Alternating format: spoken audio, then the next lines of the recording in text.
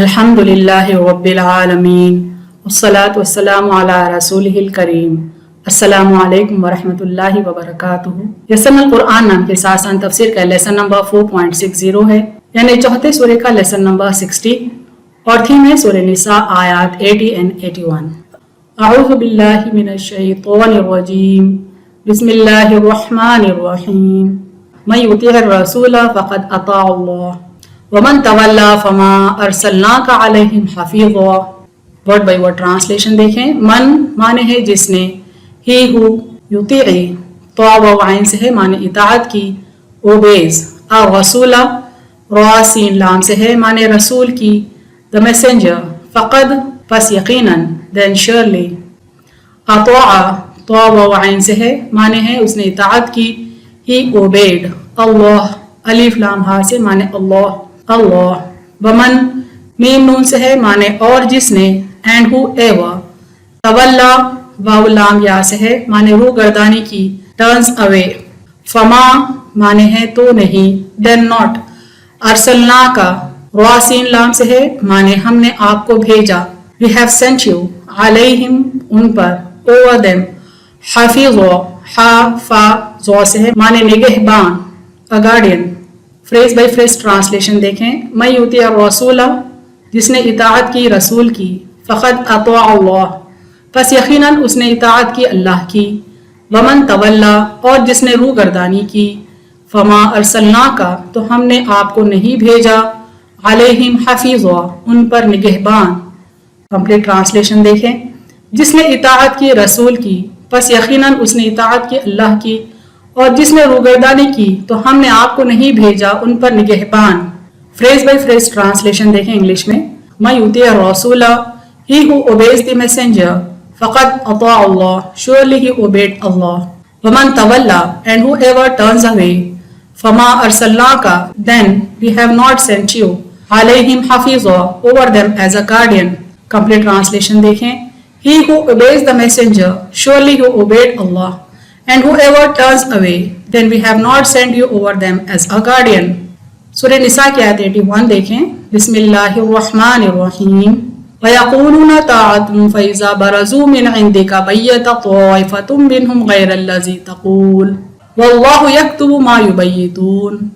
फ़अरिज़ अन्हुम वतवक्कल अलल्लाह वकफ़ा बिल्लाहि वकीला। Word by word translation देखें। वयक़ूलूना root word है काफ वाव लाम से, माने हैं और कहते हैं, एंड देर से, तोअतुन तो वाइन से है माने हमने हुक्म माना, वी प्लेज ओबीडियंस, फ़इज़ा माने हैं फिर जब, देन व्हेन, बरज़ू बा रोज़ा से है माने बाहर जाते हैं, दे लीव मिन यानी से, फ्रॉम, इंदिका आइन नून दाल से है माने हैं आपके पास से,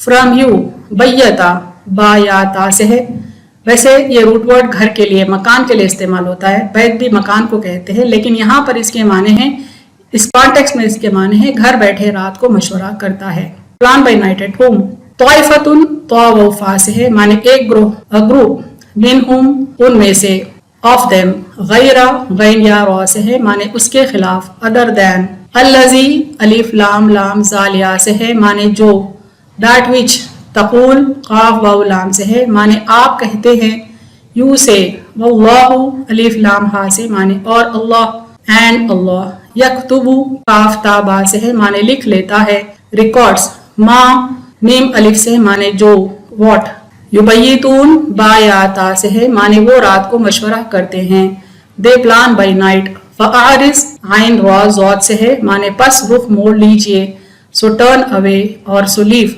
आनहुम उनसे, फ्रॉम देम, वतवक्कल वाव काफ लाम से है माने और भरोसा करें, एंड रिलाई, अला यानी पर, अपॉन, अल्लाह अलिफ लाम हा से माने अल्लाह अल्लाह, वकफ़ा काफ फा या से है माने और काफी है, एंड सफिशिएंट, बिल्लाही अलिफ लाम हा से माने अल्लाह, इज अल्लाह, वकीला वाव काफ लाम से माने Karsaz, disposer of affairs. Phrase bye phrase Urdu translation देखें। वयक़ूलून तोअतुन और वो कहते हैं हमने हुक्म माना, फ़इज़ा बरज़ू मिन इंदिक फिर जब बाहर जाते हैं आपके पास से, बैयता घर बैठे रात को मशवरा करता है, ताइफ़तुम मिनहुम एक ग्रुह उनमें से, غیر الذی تقول اس کے خلاف جو آپ کہہ چکے، واللہ یکتب اور اللہ لکھ لیتا ہے، ما یبیتون جو وہ رات کو مشورہ کرتے ہیں، فاعرض عنہم پس آپ ان سے رخ موڑ لیجئے، وتوکل علی اللہ اور اللہ پر بھروسہ کریں،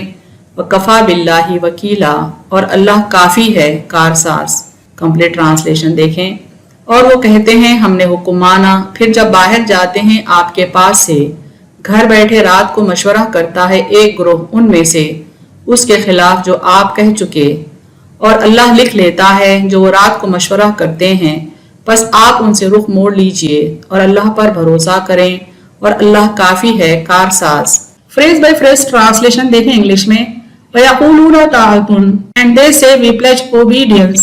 فَإِذَا بَرَزُوا مِنْ عِنْدِكَ but when they leave you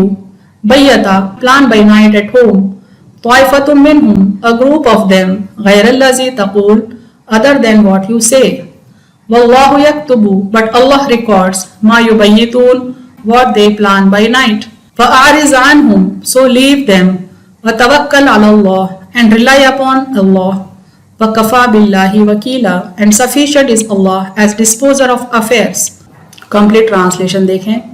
And they say we pledge obedience but when they leave you a group of them plan by night at home other than what you say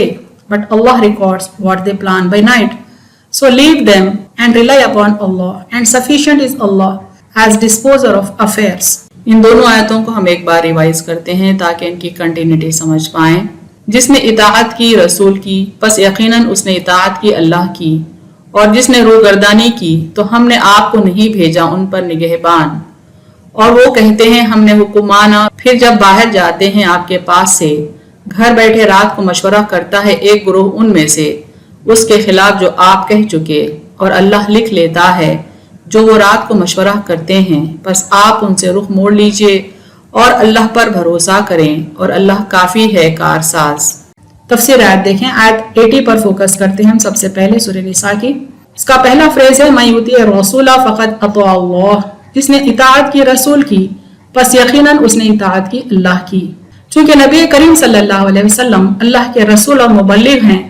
اس لیے ان کی اطاعت اللہ کی اطاعت ہے، یعنی آپ صلی اللہ علیہ وسلم کو اللہ ہی نے رسول بنایا،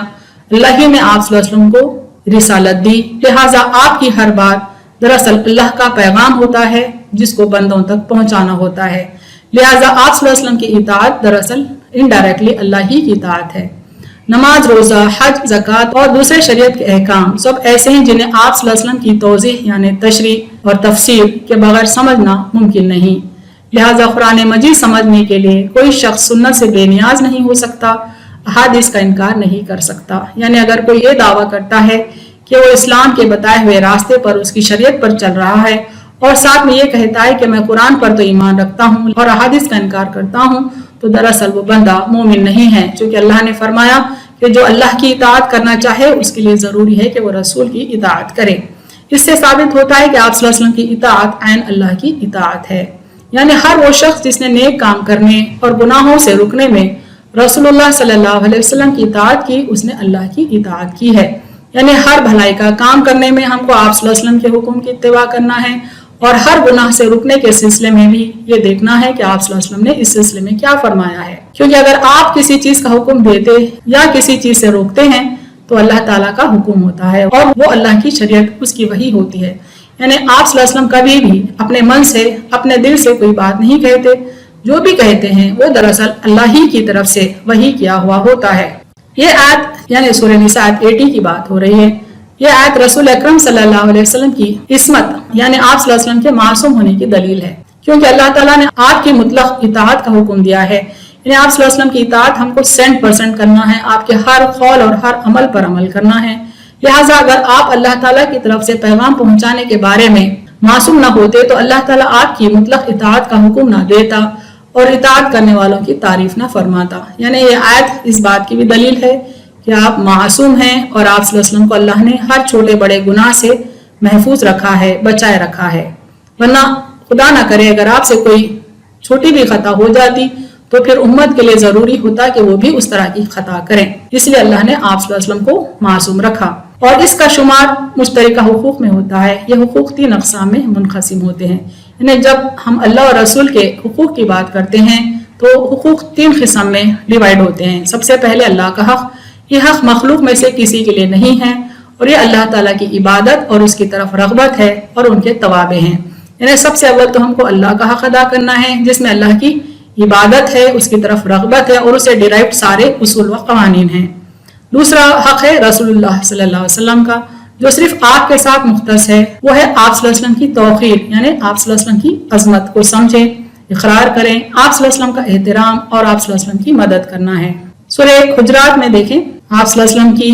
عظمت کا ذکر آیا ہے، ایک مثال ہے یہاں، اے ایمان والو اپنی آوازیں نبی صلی اللہ علیہ وسلم کی آواز سے بلند نہ کیا کرو اور نہ بلند آواز سے رسول صلی اللہ علیہ وسلم سے بات کیا کرو جیسا کہ تم ایک دوسرے سے کیا کرتے ہو، یعنی اللہ تعالیٰ فرماتے ہیں کہ تم ایک دوسرے کو جیسا سمجھتے ہو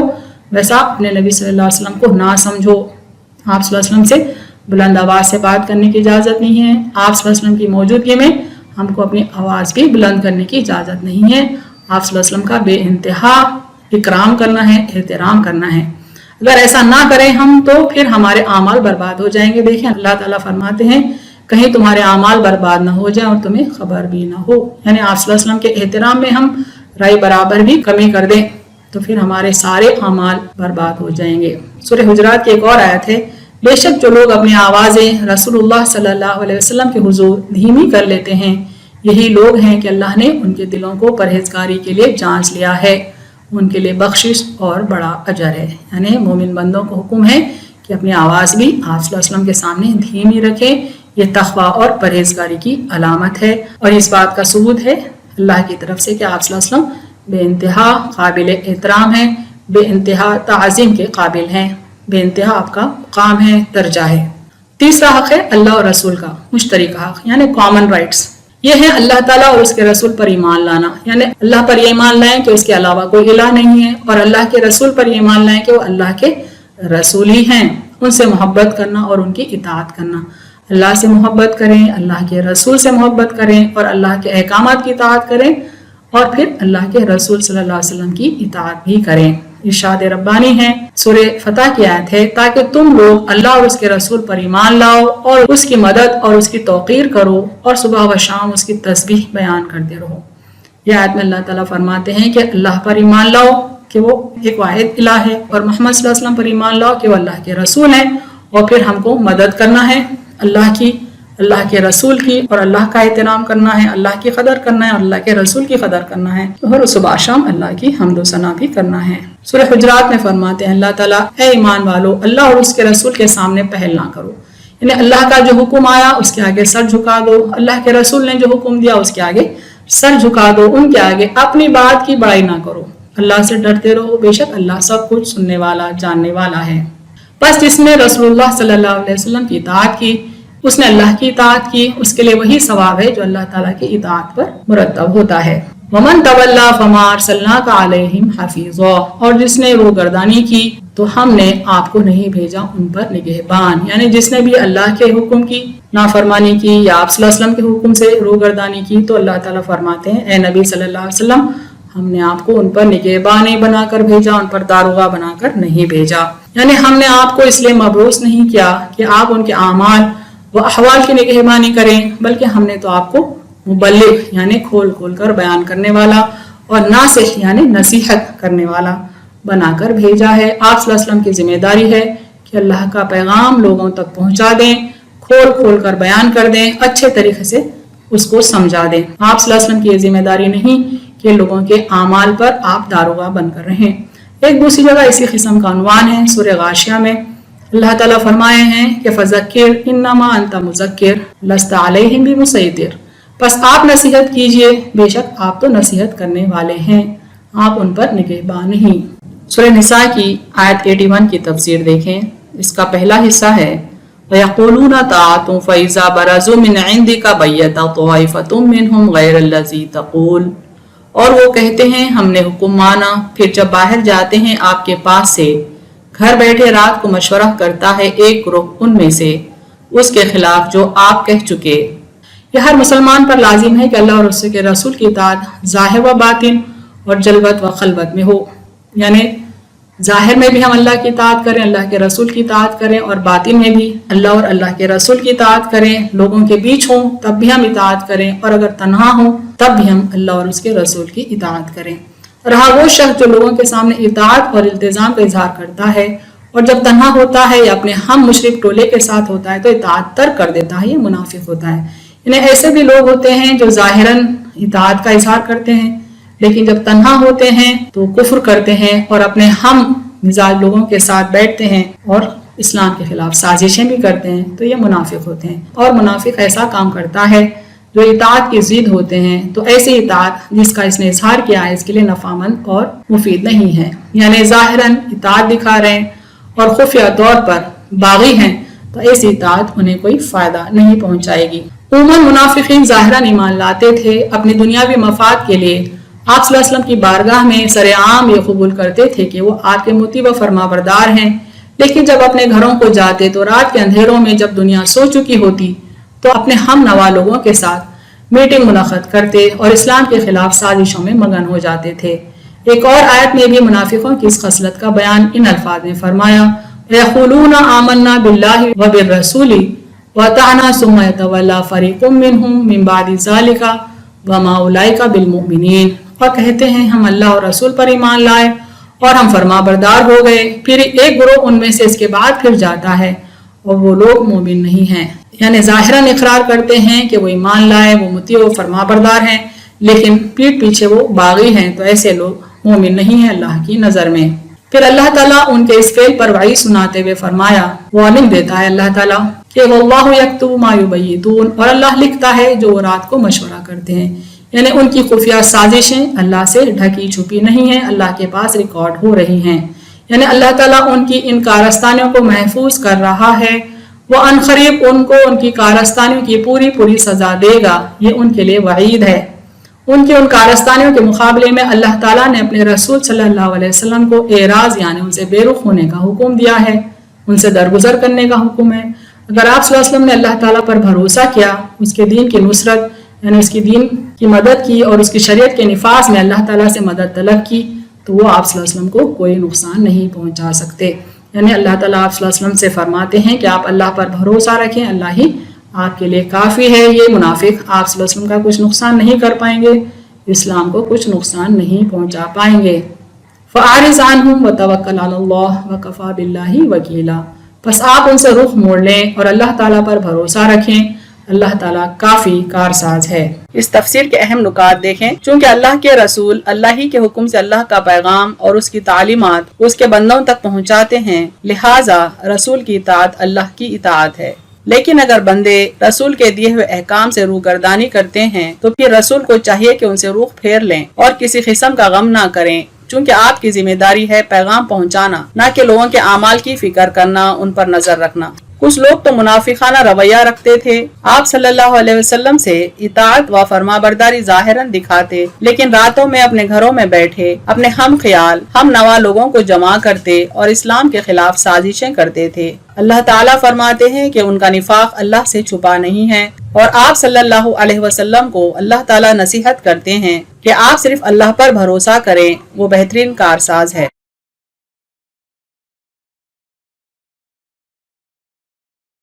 وآخر دعوانا ان الحمد للہ رب العالمین۔